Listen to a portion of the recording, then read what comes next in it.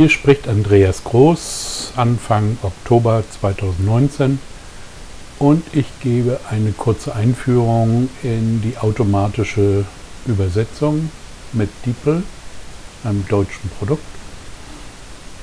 DeepL soll dem Google Translate überlegen sein, sagen viele Übersetzer. Und ich arbeite gern damit, weil man schnell Übersetzung zustande bekommt. Profi-Übersetzer übersetzen immer in ihre Muttersprache. Also es ist immer fragwürdig, eine Übersetzung zu machen in eine Sprache, die man nicht hundertprozentig beherrscht. Meine Muttersprache ist Deutsch, also es geht um Übersetzung ins Deutsche. Wir nehmen einfach mal ein Beispiel. Ich habe hier ein YouTube-Video aufgerufen und will hier mal einen Satz nehmen. Den kopiere ich in die Zwischenablage und rufe DeepL auf, deepl.com.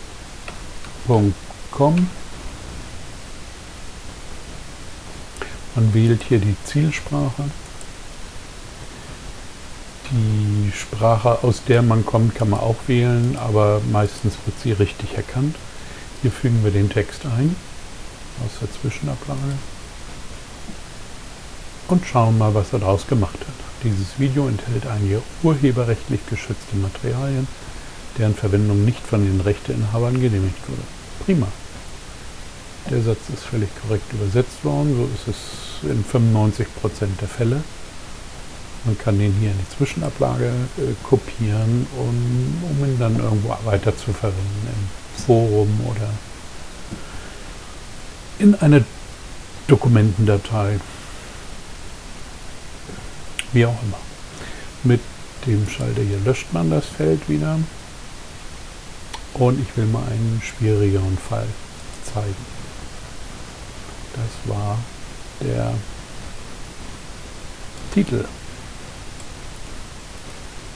Packe ich in die Zwischenablage, füge den hier ein.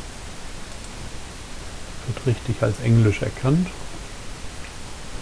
Die Patrioten sind über dem Ziel. Sehen Sie, was als nächstes passiert. So, über dem Ziel. Was soll das heißen? Ist höchstwahrscheinlich ein Idiom, das ich so nicht kenne. Also gucke ich mal, welche Alternativen in der Übersetzung es gibt.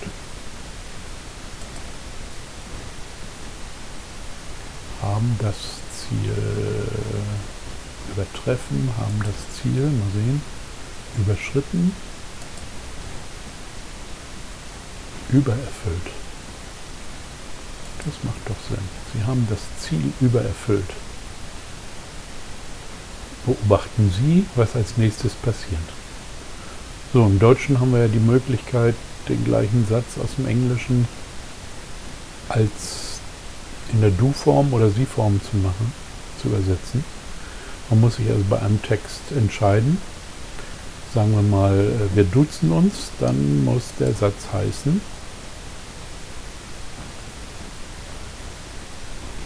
Beobachtet, was als nächstes passiert.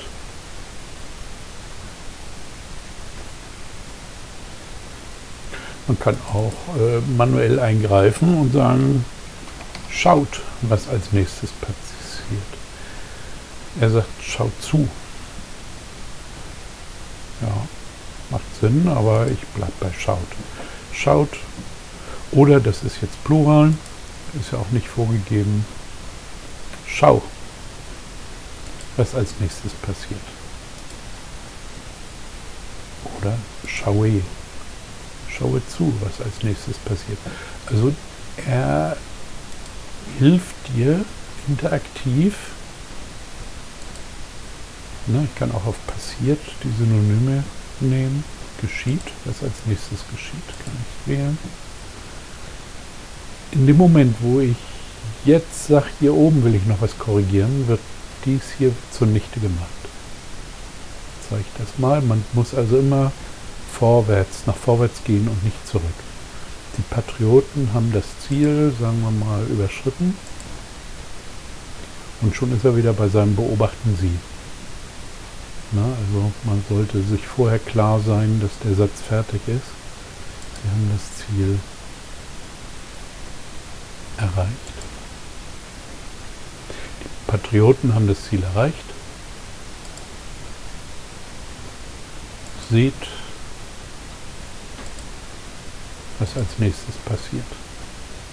Was als nächstes geschieht. So, fertig. Die Zwischenablage und weiterverarbeiten.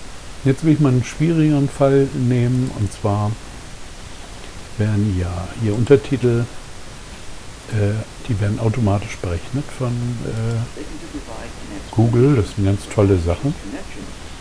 Das machen sie natürlich Auftrag des Deep State, um eben auch Videokommunikation von uns überwachen zu können, automatisch. Das können sie nicht, wenn das einfach nur ein Ton ist. Also wird das digitalisiert. So, und der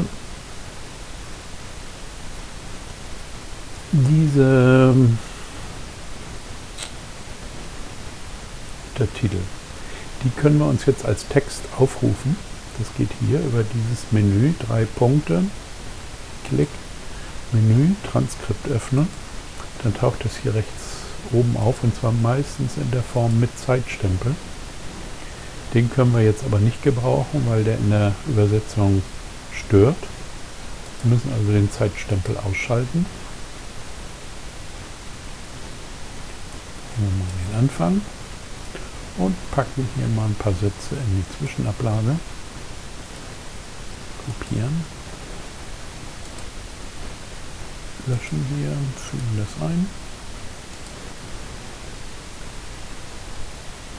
Und jetzt stellen wir fest, das macht keinen Sinn, was hier steht. Na, kann man gar nicht verstehen.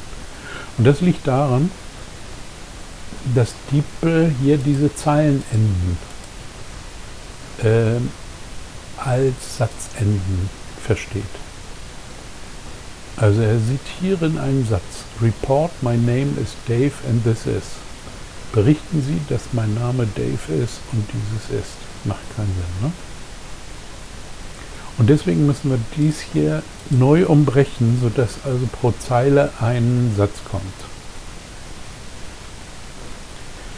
Hi and welcome you listening to the X22 Report.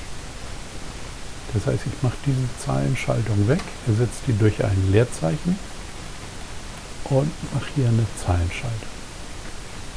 My name is Dave and this is Episode B, hat er geschrieben und nicht Björn oder was. Neuer Satz. Today's date is October and the title of the episode is, da machen wir einen neuen Satz. Are over the target, watch what happens next. Now, before we get started, let's talk about protecting yourself, the world famous delivery. Protecting yourself. So, den Rest löschen wir noch. So, und jetzt gucken wir, was hat er daraus gemacht. Hallo, willkommen beim Hören des X22-Berichts. Bericht. Ja, das lassen wir mal als Report. Sagt man im Deutschen, ist mehr eine Reportsendung. Mein Name ist Dave und das ist die Episode 1985b, das heutige Datum. Der Titel der Episode lautet: Die Patrioten sind über dem Ziel, sind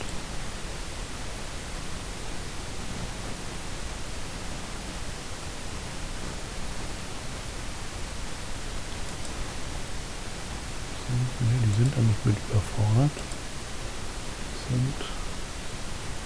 haben das Ziel erreicht, haben wir gesagt, ne? Haben das Ziel erreicht.